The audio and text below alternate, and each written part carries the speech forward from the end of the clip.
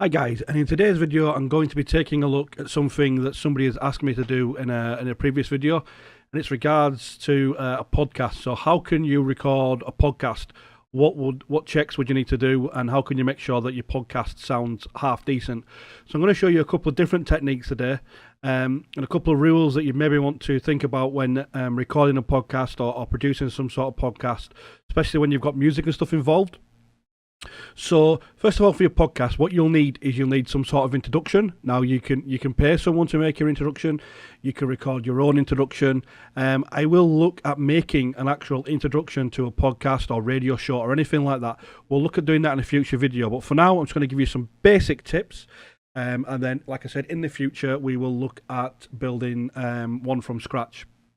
So you start off with an introduction, and then if it's going to be like a radio show, you're going to need obviously music in there. Make sure that you've got permission to use the music if you're going to be releasing it on SoundCloud and stuff like that. The best way to release it is maybe Mixcloud, because Mixcloud has a recognition, has like a something in place so that it doesn't always take down your mixes. Like if you upload a mix to SoundCloud or YouTube, it's likely to be took down. It's likely to be demonetized on YouTube and striked on SoundCloud, whereas Mixcloud works slightly differently, and you can get away with a lot more stuff on there. So that's one of the main things. Make sure you've got your music.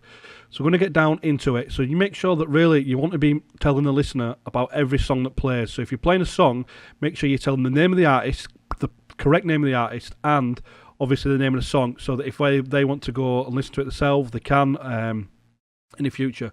So one of the things we need to do as well is, obviously, when we're talking over our mixes, we want to make sure that that the music is not drowning out the vocals. And I'm going to show you where we can do that in a minute. So I'm going to go through, like I said, some general rules. So the first rule is obviously, or well, guide really, is to make sure that you have an introduction. And like I said, we'll look at building one of those in another video. The second rule would be to make sure that you put a limiter on the master. Now I'm going to use the L2. You can use anything at all. It doesn't need to be anything special. This is not going to be doing much limiting. This is not here to limit. This is here to make sure there's no peaks pushing above the ceiling and ruining the actual mix itself. Because obviously this is, you want to be uploading this to somewhere on the internet. So one of the rules would be to make sure that your ceiling out is down by a few milliseconds, because when you upload to SoundCloud and Facebook and YouTube and all places like that, even radio, it runs it through its own compression system. So if you're peaking at 0.0, once it runs through, let's say SoundCloud for example, once it runs through SoundCloud's compression system, it's compressing it even more. Therefore, it can sound squashed. That's why sometimes when you listen back on SoundCloud, you think, well, it didn't sound like that when I'm playing it on my speakers. That's because it's being compressed again. So the general rule is to leave a little tiny bit of room so that when it does compress it, it's not actually ruining the mix. So that's why you leave a little bit of tiny room there. So I've left 0.3 dB, so that, like I said, once it's get compressed by third-party algorithms, it's not actually wrecking the mix.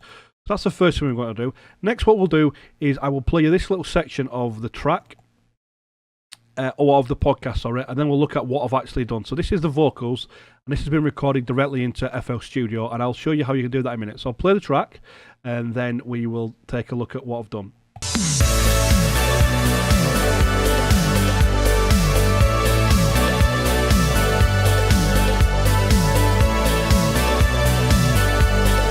So that was Reaching the Sky, one of my tracks taken from my first album, Better Ways to Die, which is available now on Bandcamp. I will leave a link in the description if you want to try and download it or have a listen yourself.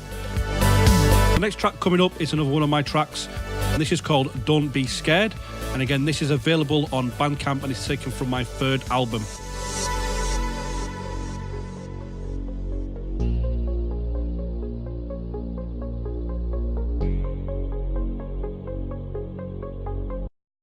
Okay, so there's a little section of the track. So a couple of things you'll notice is, obviously the vocals have been processed. Now the reason the vocals have been processed is because when you're speaking, you don't speak at the same volume all the time.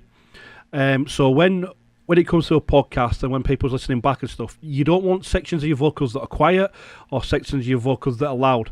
Now, I'll give you an example. If you watch a lot of horror films, one of the techniques that is used in horror films is the actual whole volume of the film is pretty low.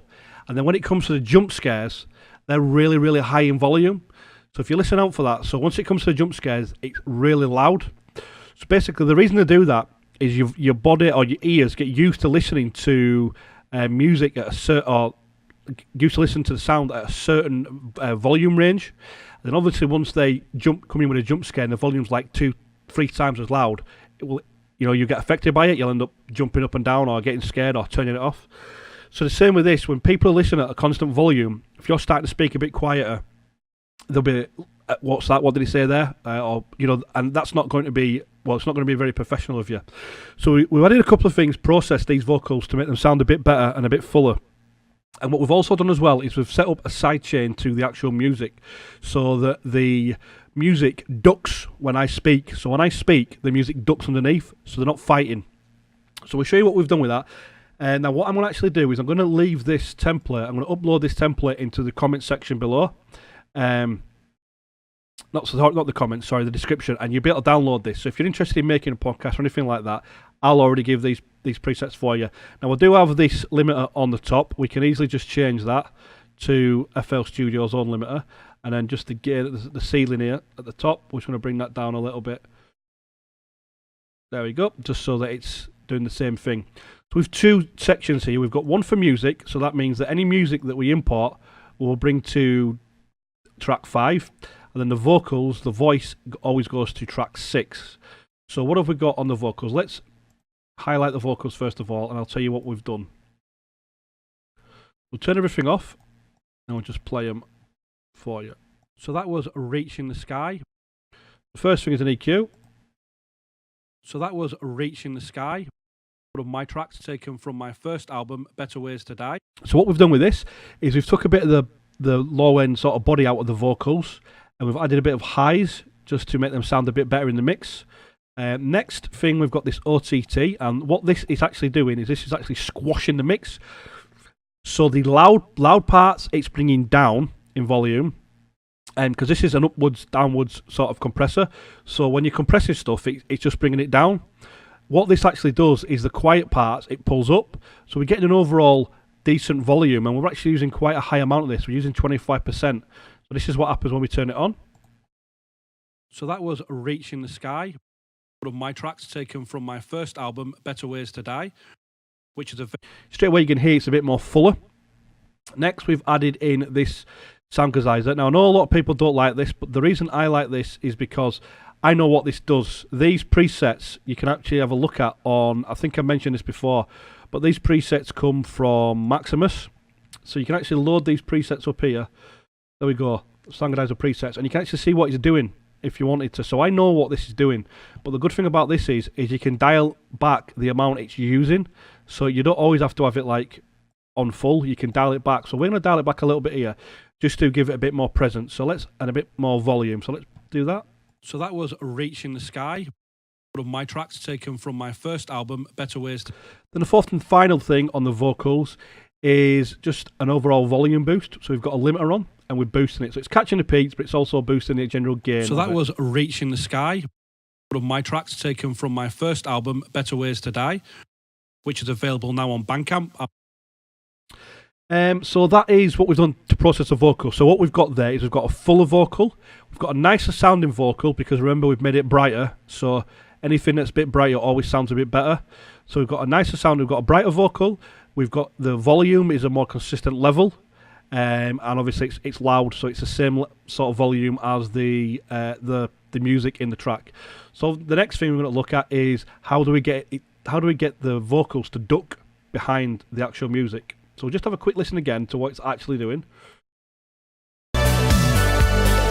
So that was Reaching the Sky, one of my tracks taken from my first album, Better Ways to Die, which is So how have we done that? So we've assigned this to track 5, and what we've done is we've added a fruity limiter on.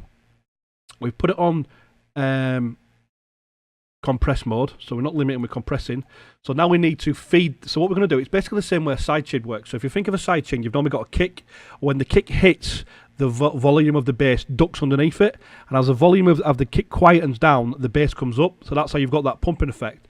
So we've basically done the same thing. We're using our vocals as the trigger. So rather than it be the kick, it's actually the vocals that's the trigger. So how we do that is we click on the vocal channel, and then we just right click and we sidechain to this track. What that will then do is it will add the sidechain. It will start to play it through here as sidechain. So you won't hear the volume elsewhere. And then we go to compress, and then we hit the sidechain button, and you just right click and look, voice has appeared now. So this will now sidechain in. So now it's a matter of messing with the settings to get the vocal right, to get the sound right. So what we've done is got the threshold pretty low, we've got the knee down a bit, and we've got the ratio quite high. So the ratio will control how much the volume goes down by. So we've got the volume quite high, and then we've got the actual attack envelope. So how does this work? So as soon as we speak, we want no attack. So we want it, as soon as we speak, the volume to instantly drop. So we've got no attack. But when we finish speaking, we don't want the volume to just start playing really loud. We want it to gradually bring the volume up of the music back in. So that's why we're not hearing a real sharp. So what we can do is we can actually preview it with the release right down. So that was Reaching the Sky. So what you're getting there is you're getting it distorted, because what's happening is every time there's a little tiny gap in volume, or the volume goes down, the music is playing at full speed straight away. So we don't want that. We want a little bit of release so that it comes back in slowly. So let's slowly dial that in. So that was Reaching the Sky, one of my tracks taken from my first album, Better Ways to Die, which is available now on Bandcamp. So you could hear when it's about here, it's doing it, but it's coming in too quick. So you've got like a sort of sound, if that makes sense. So around here is pretty good. So that was Reaching the Sky, one of my tracks taken from my first album, Better Ways to Die, which is available. So there's a very, very basic and simple way on how to duck the vocals behind the track, so that when you're speaking on the podcast, it doesn't interfere with the vocals, and the volume isn't clashing. Now I'll quickly show you how you can record into FL Studio. Now I'm not going to go through a full tutorial on this, because of the fact that every single person could be different because of the sound card. So what I'm going to show you is, first of all, we're going to go into here, and we're going to bring it in one in mono. Now as soon as I bring this in, you're going to hear my voice back through FL Studio.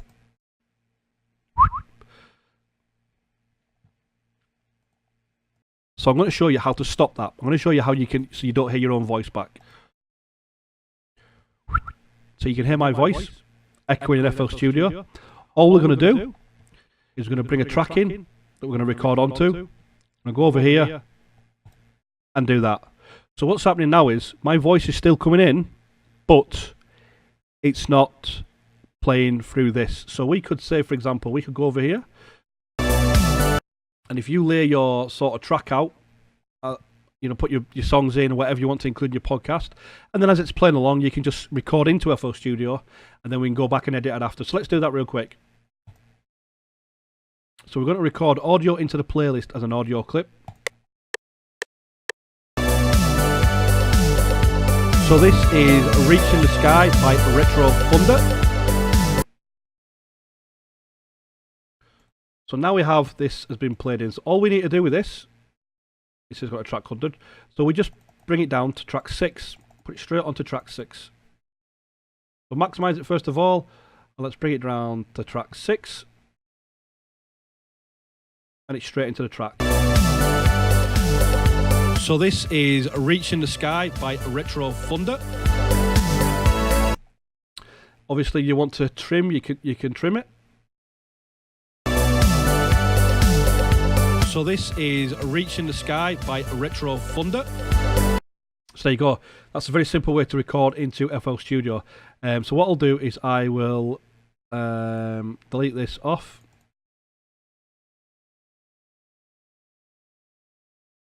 For you, so it's deleted off. Yeah, so I will leave this template in the description, and obviously, if you don't have OTT, you can get that for free. You can just search on Splice for that, or just Google it, OTT. And all the other plugins that we've used today are built into FL Studio, so you've no problem getting all of those. So I'll leave that for you in the description below. So that's about it really, guys, for the podcast. So again, I'll run quickly over what I've discussed and a couple of the basic rules. So number one, you need an intro. We'll look at that in another video. Number two, make sure you've got a limiter on your master bus that's down by about 0.3 dB, so that will protect you when it runs through third-party algorithms for compressing in whenever you upload it to. And then number three, use that setup there to make sure that when you're speaking, your voice is clear, it's at a constant level, and also the vocals are, the music, is ducking behind the vocals. Guys, so that's about it for this video. If you have any other questions or queries or anything that you'd like to ask me, you can put it in below. And like I said, a lot of the videos that I've been making recently have been based on just one comment that I've seen. So even though I don't reply to all comments, I always read the comments, and if I think it's a good idea for a video, then I'll make one. I'm also starting to do a lot of live streaming. So if you're on Discord, you can follow me on Discord. When I live stream, I normally drop it in there. On Facebook, I normally say I'm live streaming on there. And obviously, if you follow me on YouTube, you obviously get notification that I'm live streaming. So I'm going to start doing some more live streaming. Once I start to get into a habit of live streaming, I'll start doing it on a more regular scheduled basis. For now, we're just in the sort of testing phase, and we're just live streaming whenever I can, really. Yeah, but guys, that's about it for this video. Thanks for watching.